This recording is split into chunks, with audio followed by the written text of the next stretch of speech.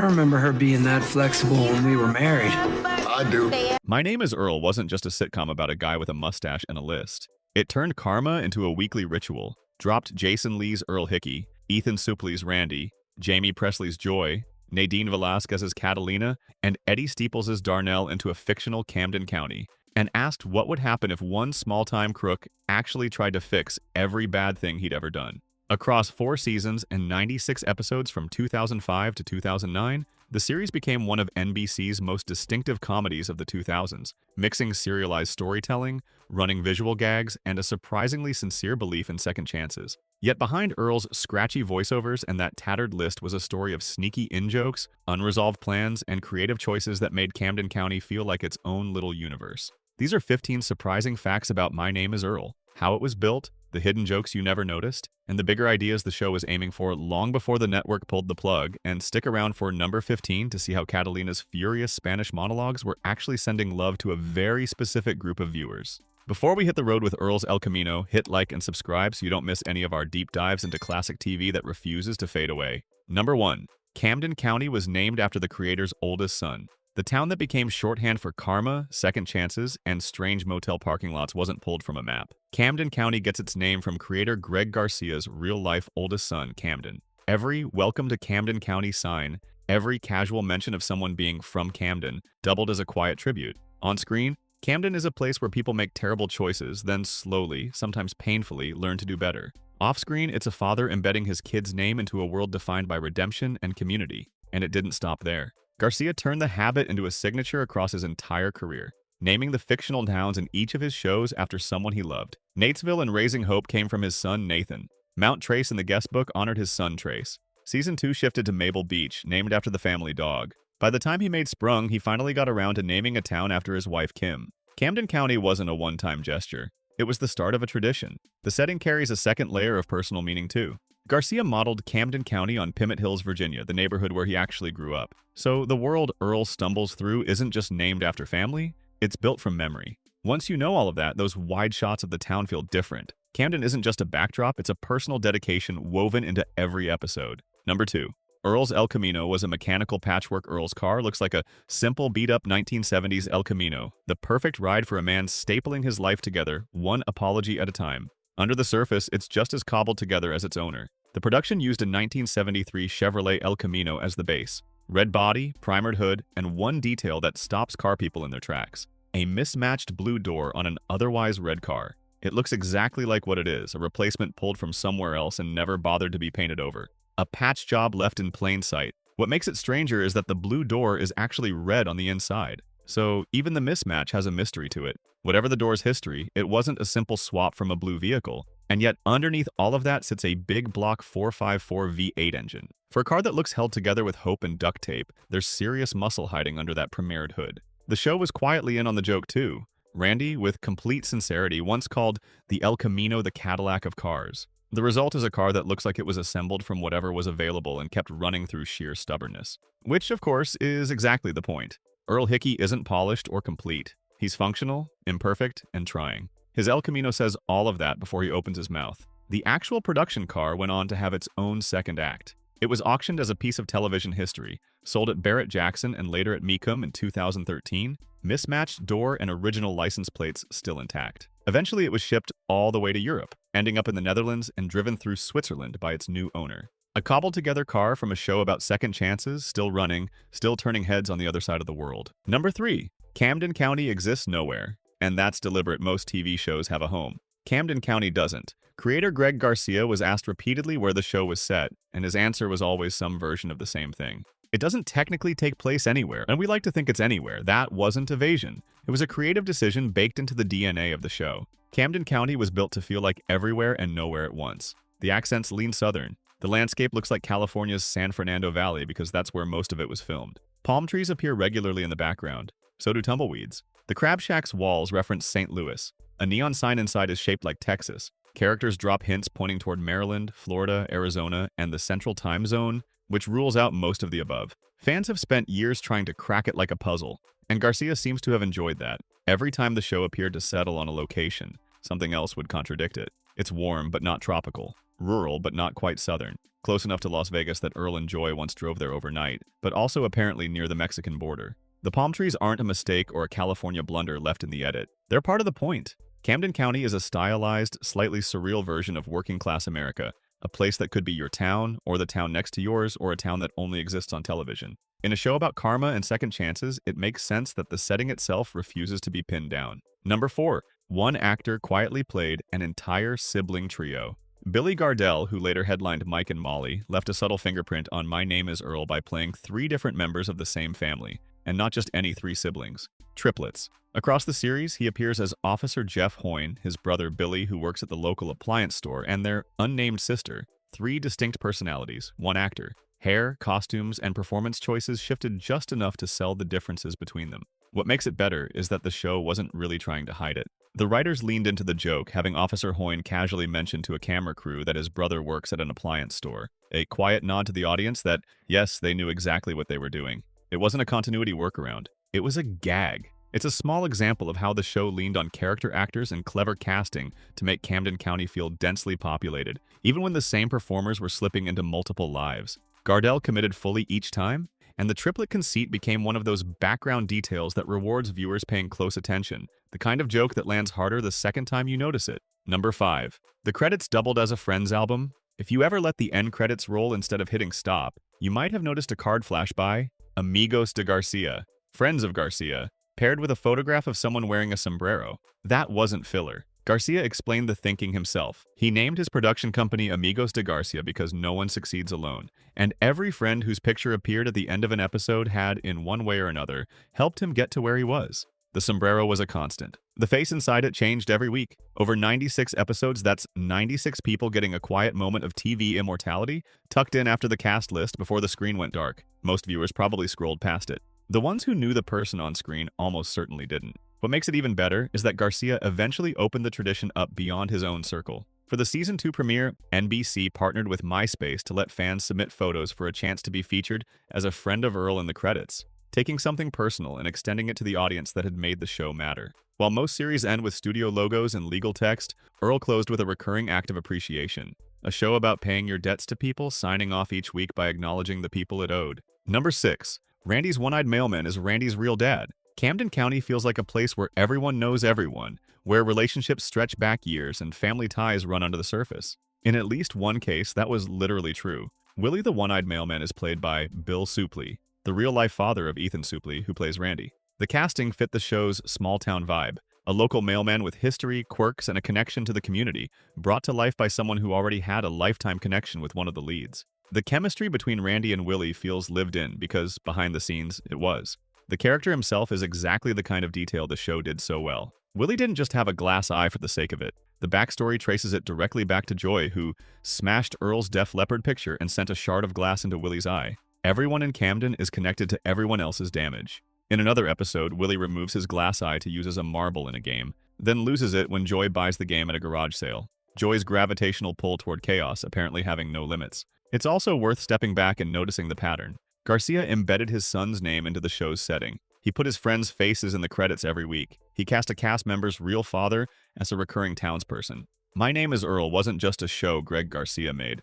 It was a world he populated with the people around him. Number 7. The Cops parody was so good, you can't tell what was real. The show's Cops-style episode is one of its most formally playful entries, mimicking the handheld chaos, roadside confrontations, and accidental dignity of the long-running reality series. The writers didn't just gesture at the format, they committed to it fully, right down to the smallest physical details. One moment in particular stood out to viewers enough that they rewound it repeatedly. A small, nervous-looking officer getting out of his patrol car at a mini-mart and immediately whacking himself across the face with the car door. The scene rolls on. He steadies himself and keeps going. It looks exactly like the kind of thing a real cop's camera crew would have caught and left in.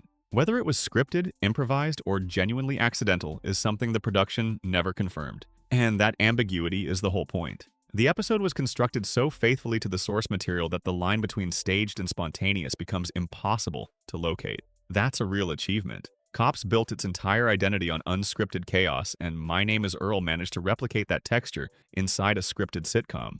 The car door moment works not because we know it was real, but because we can't rule it out, which, in Camden County, feels exactly right. Number 8.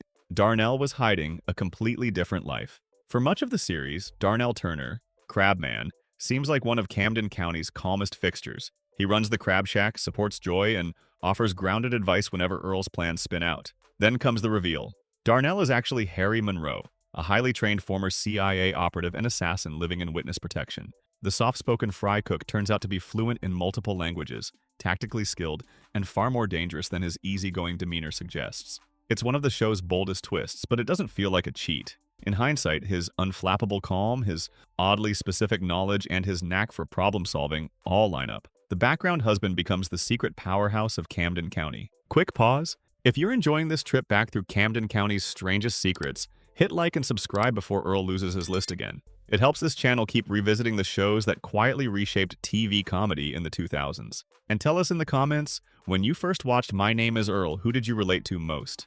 Now, back to the list. Number 9. Mallrats quietly reunited at the motel. Before Earl and Randy were brothers on NBC, Jason Lee and Ethan Suplee had already shared the screen in Kevin Smith's 1995 film Mallrats, a cult comedy about two best friends adrift in a shopping mall, processing their problems by going nowhere in particular. The parallels are hard to miss. In Mallrats, Suplee played Willem Black, a character defined almost entirely by a single-minded obsession with cracking the mystery of the mall's Magic Eye poster. Pure, uncomplicated fixation as a personality. It's not a huge leap to Randy Hickey, a man equally capable of devoting his entire being to one thought at a time. Their reunion on My Name is Earl built on a foundation that already existed. The shorthand between them, the rhythms of how one plays off the other, the way a more grounded character absorbs chaos from a less grounded one, didn't have to be invented from scratch.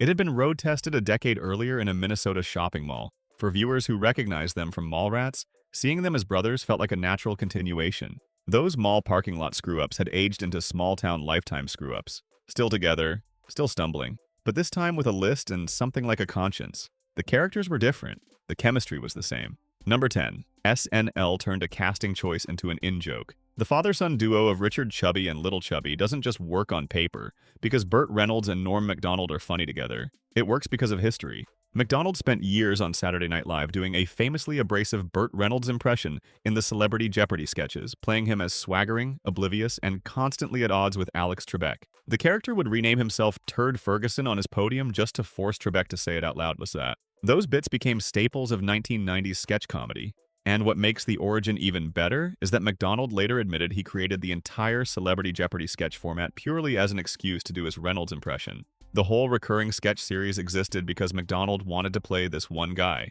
My Name is Earl, bringing Reynolds and Macdonald together as an on-screen father and son, turned that long-running impression into a kind of meta punchline. The man who spent years parodying Reynolds now played opposite him as his fictional heir. Reynolds, for his part, was fully in on the joke. He later said he loved the impression and pointed to their Earl reunion as proof, noting warmly that the man who had spent years impersonating him had ended up playing his son. Viewers who remembered the sketches got an extra layer of amusement. Everyone else got a sharply drawn pair of characters. And somewhere in the middle, a bit that started as an excuse to do an impression completed a circle nobody could have predicted. Number 11. Earl was never meant to finish the list. The premise of the show seems straightforward. Earl writes down all his past wrongs and crosses them off, one episode at a time. But the long-term plan was more expansive, and more moving, than a completed checklist. Greg Garcia revealed in a 2013 Reddit AMA that Earl was never supposed to reach the end of his list. The planned finale would begin with Earl stuck on a particularly hard item, growing frustrated that he might never actually finish. Then a stranger shows up at the motel door and tells Earl he's on their list. They owe Earl an amends. When Earl asks where they got the idea, they say someone came to them with a list. That person got the idea from someone else. The chain goes back and back, and it all leads to Earl. He had started a ripple effect across Camden County without ever knowing it. At that point, Garcia said, Earl would realize he'd already put more good into the world than bad. So he tears up the list, walks into the sunset a free man, with good karma, and finally at peace with what he'd accomplished. The show's abrupt cancellation meant none of that made it to screen. NBC pulled the plug after season 4, despite having told Garcia it was safe to end on a cliffhanger. The cast found out the same way you'd find out you'd lost a job. Someone showed up one day and told them to clean out their lockers. Garcia did manage one small act of closure. In a background news ticker on his next show, Raising Hope, a headline quietly confirmed that a man from Camden County had finished his list. Blink and you'd miss it, but it was there for anyone still looking. Number 12. The series ended on a cliffhanger that was meant to be solved. The final episode of My Name is Earl doesn't resolve a long-running question. It introduces one. A DNA test in the season 4 finale upends two assumptions at once. First, the surprise. Earl actually is the biological father of Dodge, the boy everyone assumed he hadn't fathered. Then the cliffhanger. That same test reveals that Darnell is not the biological father of Earl Jr., meaning Joy had another affair nobody knew about, and the identity of Earl Jr.'s real father is left completely open. The screen fades to black. To be continued. It never continued. Garcia did share in his 2013 Reddit AMA that the writers had kicked around ideas. The leading theory was that Earl Jr.'s father would turn out to be someone famous who had passed through Camden on tour, with names like Dave Chappelle and Lil Jon floated in the writer's room. But no decision was ever made, and no episode was ever written. For a show built entirely around accountability, loose ends, and the satisfaction of making things right, the paternity question sits there permanently unanswered. Earl spent 4 seasons crossing things off his list. This one never got crossed off. Number 13. Earl never manages to open his eyes in a photo. One of the series' most committed visual running gags is easy to overlook until someone points it out. Earl Hickey never successfully has his eyes open in a still photograph. Driver's license, mugshots, wedding photos, childhood pictures. Whenever a photo of Earl appears on screen, he's mid-blink, squinting, or looking just off to the side. It isn't an accident of timing, it's a deliberately maintained joke that the production kept alive across the entire run with genuine dedication. In one episode set in a Central American village, the art department was reportedly prepared to have Earl's eyes closed in a hand-painted portrait just to keep the gag intact. It goes back further than you'd expect. A slideshow in one episode reveals that Earl's trouble with photos stretches all the way back to his baby photo. He came into this world already unable to take a decent picture. The gag eventually builds to a payoff. When Earl and Randy need passports to rescue the deported Catalina from Mexico, the closed-eye problem becomes a logistical crisis. Randy's solution: tape photos of open eyes over Earl's eyelids so his eyes appear open, even when closed. It works. The passport gets made. It fits the character perfectly. Earl is defined by bad timing and small misfortunes, the kind of person whose whole life has been shaped by little things going wrong at exactly the wrong moment. Of course, even his photographs refuse to cooperate. The gag became so recognizable that blinking in your own photo eventually earned its own name. An Earl Hickey moment. Number 14.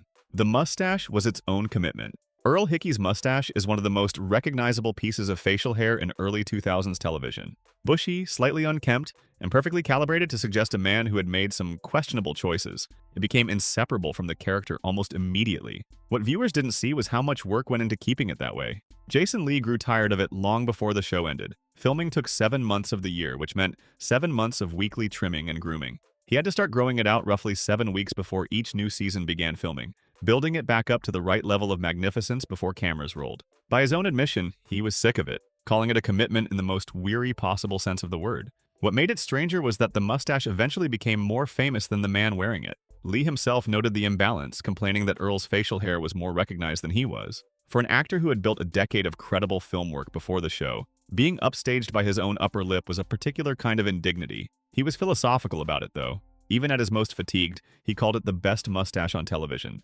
placing it alongside Tom Selleck in Magnum P.'s high praise by any measure. When the show was canceled and the mustache finally had to go, Lee didn't mourn it. Growing it had been one of the best creative choices he'd ever made, he said. But with the death of Earl came the death of the stash. Shaving it off, he admitted, was the best part. Number 15. Catalina's angry Spanish speeches were secret thank yous for non-Spanish-speaking viewers. Catalina's explosive Spanish monologues felt like some of the harshest dressing downs on television. Rapid-fire, emotional, delivered with enough conviction that you didn't need subtitles to know someone was in trouble. In reality, those speeches carried a completely different message. The writers used the moments when Catalina appeared to be tearing into joy to send quiet notes of appreciation directly to Spanish-speaking viewers. In one episode, while appearing to unleash on joy in a fury, Catalina was actually saying, "I want to thank the Latino audience that tunes in to watch the show every week. And to those of you who aren't Latino, I want to congratulate you for learning another language." It became a running tradition. In the season 1 finale, another apparent argument was actually a season wrap message. This concludes our first season of Earl. We are very grateful for your support and look forward to seeing you next autumn. A later episode used the same device to say simply, "Thanks for watching our show. We will miss you this summer." The joke only worked one way. For viewers who didn't speak Spanish, the performance read as fury. For those who did, it was a direct acknowledgement, tucked inside a scene that looked like conflict. It's a beautifully Earl-like twist. A scene that appears to be an attack is, underneath, an act of kindness. Catalina became a quiet bridge between the show and an audience that rarely got direct acknowledgement, hiding gratitude in plain sight behind perfectly calibrated anger. Thanks for watching these 15 strange and sometimes heartfelt truths behind My Name is Earl. Which fact surprised you the most? If revisiting Camden County brought back memories of mustaches, motel rooms, and second chances, hit like, subscribe, and tell us in the comments which Earl moment still sticks with you. And until next time, keep watching Back Before.